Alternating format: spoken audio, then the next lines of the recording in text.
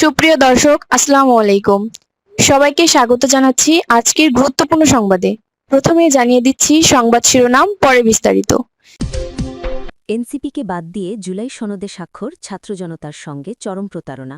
জুলাই সনদের আইনি বৈধতা সহ কয়েকটি দাবিতে আন্দোলনরত জুলাই যোদ্ধাদের ওপর হামলার ঘটনার তীব্র নিন্দা ও প্রতিবাদ জানিয়েছে বৈষম্য বিরোধী ছাত্র আন্দোলন। একই সঙ্গে যারা জুলাই আন্দোলনের গুরুত্বপূর্ণ অংশীদার তাদের বাদ দিয়ে কিছু রাজনৈতিক দলকে সঙ্গে নিয়ে সনদে স্বাক্ষর করা জুলাইয়ের ছাত্র জনতার সঙ্গে চরম প্রতারণা বলেও বিবৃতিতে জানানো হয়েছে। শুক্রবার ১৭ অক্টোবর এক যৌথ বিবৃতিতে বৈষম্য বিরোধী ছাত্র আন্দোলনের কেন্দ্রীয় সভাপতি রিফাত রশিদ ও সাধারণ সম্পাদক হাসান ইনাম এসব কথা বলেন। এর আগে এদিন বিকেলে জাতীয় ঐক্যমত কমিশনের আয়োজনে জাতীয় সংসদ ভবনের দক্ষিণ প্লাজায় জুলাই জাতীয় সনদ ২০২৫ স্বাক্ষরিত হয়। এতে স্বাক্ষর করেন অন্তর্বর্তী সরকারের প্রধান উপদেষ্টা অধ্যাপক মোহাম্মদ ইউনুস সহ বিভিন্ন রাজনৈতিক দলের নেতারা। বিবৃতিতে বলা হয়, অত্যন্ত উদ্বেগের বিষয়, সনদ স্বাক্ষর শুরু হওয়ার আগেই দিনের প্রথমার্ধে আইন শৃঙ্খলা রক্ষাকারী বাহিনী কর্তৃক জুলাই শহীদ পরিবার ও আহত যোদ্ধা ব্যানারে জুলাই সনদের আইনি বৈধতা সহ কয়েকটি যৌক্তিক দাবিতে আন্দোলনরত জুলাই যোদ্ধাদের ওপর হামলার ঘটনা ঘটেছে। এতে ২৪শে জুলাই যোদ্ধা আতিকুল গাজী সহ ২৭ জন গুরুতর আহত হন। একই সঙ্গে জাতীয় ঐক্যমত কমিশনের সদস্য কর্তৃক জুলাই যোদ্ধাদের সঙ্গে অসদাচরণের অভিযোগ উঠেছে। বৈষম্য বিরোধী ছাত্র আন্দোলন এই ন্যাক্কারজনক ঘটনার তীব্র নিন্দা ও প্রতিবাদ জানাচ্ছে।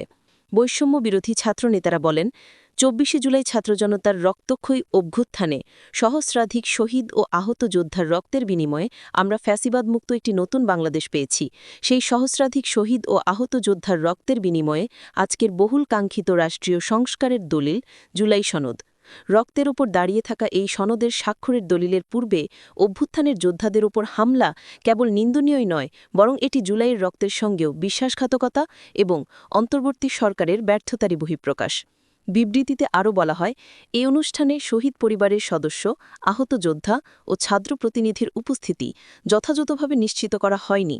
বৈষম্য বিরোধী ছাত্র আন্দোলন মনে করে, কেবল জাতীয় ঐক্যর নামে জুলাইয়ের গুরুত্বপূর্ণ অংশীদারদের উপেক্ষা করে কিছু তথাকথিত রাজনৈতিক দলকে সঙ্গে নিয়ে সনদের স্বাক্ষর কার্যক্রম সম্পন্ন করা জুলাইয়ের ছাত্র জনতার সঙ্গে চরম প্রতারণা।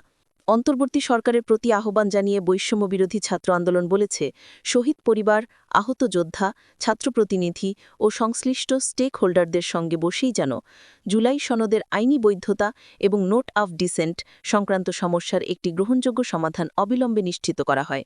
হাসপাতাল থেকে বাসায় ফিরেছেন খালেদা জিয়া। চিকিৎসা শেষে রাজধানীর এভারকেয়ার হাসপাতাল থেকে গুলশানে তার বাসায় ফিরোজা ভিলায় ফিরেছেন বিএনপি চেয়ারপারসন খালেদা জিয়া। শুক্রবার ১৮ অক্টোবর রাত ১১:৩০টার দিকে তিনি হাসপাতাল থেকে গুলশানে তার বাসভবন ফিরোজা ভিলায় ফেরেন। বিএনপি মিডিয়া সেলের সদস্য সাইরুল কাবির খান বিষয়টি নিশ্চিত করেছেন। এর আগে শুক্রবার সকালে বিএনপি স্থায়ী কমিটির সদস্য ডাক্তার AZM জাহিদ হোসেন বলেন, ম্যাডামের সামগ্রিক অবস্থা এখন স্থিতিশীল। এখন হাসপাতালে ভর্তি হওয়ার সময়ের তুলনায় তার অবস্থার উন্নতি হয়েছে। উল্লেখ্য, খালেদা জিয়ার মেডিকেল বোর্ডের পরামর্শ মতে গত বুধবার রাতে হাসপাতালে ভর্তি হন তিনি। সেখানে তার নানা শারীরিক পরীক্ষা নিরীক্ষা করা হয়।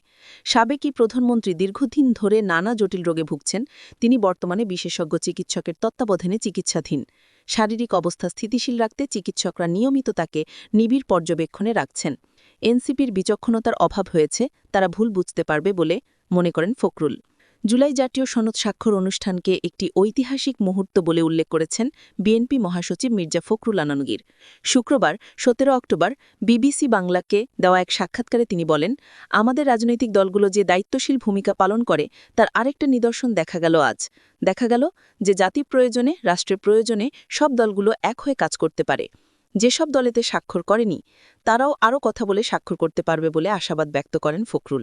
জাতীয় নাগরিক পার্টি, যাদের জুলাই ঘিরে গুরুত্বপূর্ণ ভূমিকা ছিল, তাদের না থাকাকে ভুল বোঝাবুঝি বলে মনে করেন মির্জা ফখরুল।